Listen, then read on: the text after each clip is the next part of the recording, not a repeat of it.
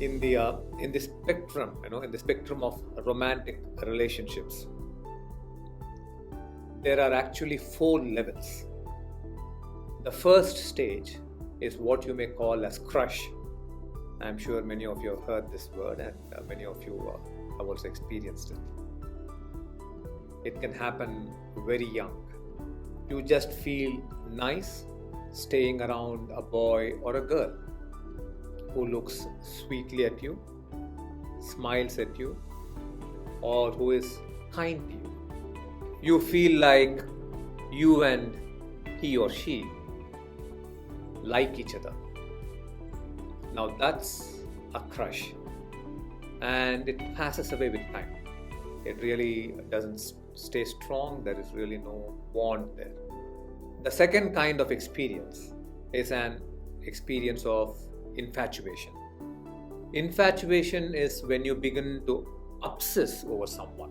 You are constantly thinking about them, and you desperately want them to think about you. You are fantasizing, you are daydreaming, and you want them to fantasize about you, daydream about you. It's a euphoria, and a lot of chemistry gets engaged, and a lot of neediness.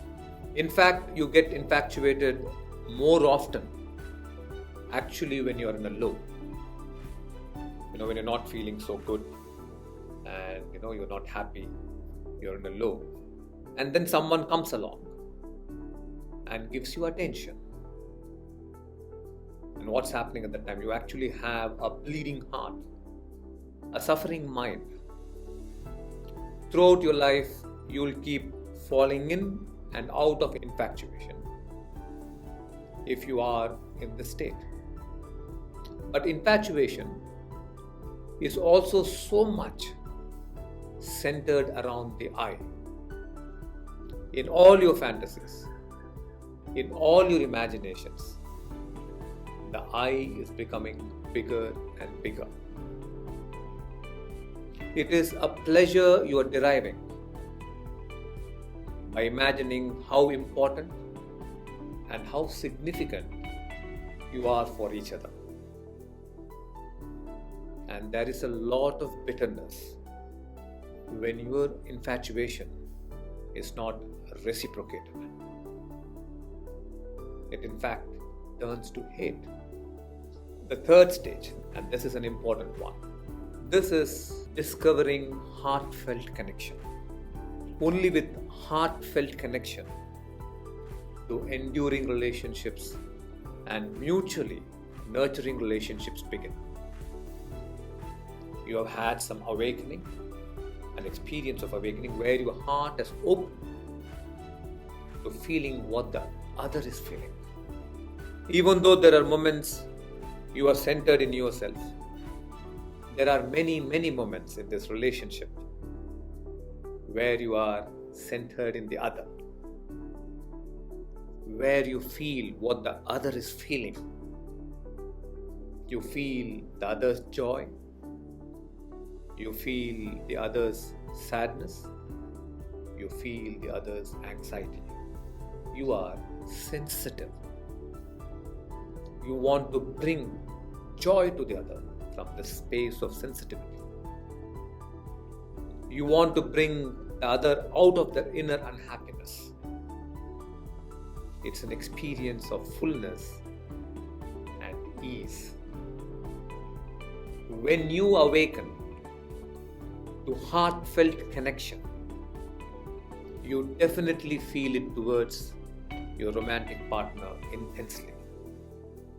But you'll also experience this kind of heartfelt connection not just with your romantic partner, but also with your mother, with your father, with your best friend.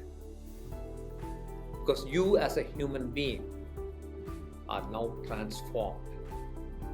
You are different as a human being.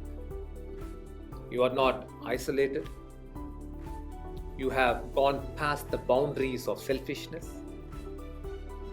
and hence your heart has flowered. Now the most important, the fourth level, is what could truly be called love. And that I would say is an enlightened consciousness. When you are free of the tendency of the mind to obsess over oneself,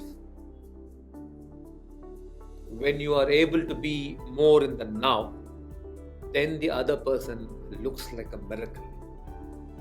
You celebrate your beloved, not because they are special, not because they are not flawed, but your awareness is so magnificent. You frequently have these moments of wonderment, of marvel, of an immense sense of preciousness. Again, since this is an enlightened consciousness, you would feel this in an intimate relationship. You will also feel this marvel when you look at the clouds hanging over a mountain. You may feel this when you are sitting under an ancient tree. You could feel this when you're truly observing a homeless person. So, this is the evolution of love.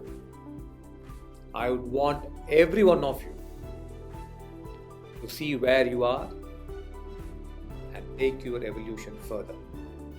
Be honest about it. Be truthful about this. For this enlightened love consciousness to take birth in you, every one of you must enter Ekam Tapas. There, in Ekam Tapas, this love would become a happening to you.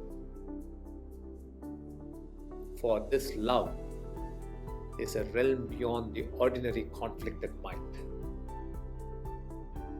I want you to know that if you do not know how to love, if you do not know to love, you have not lived at all.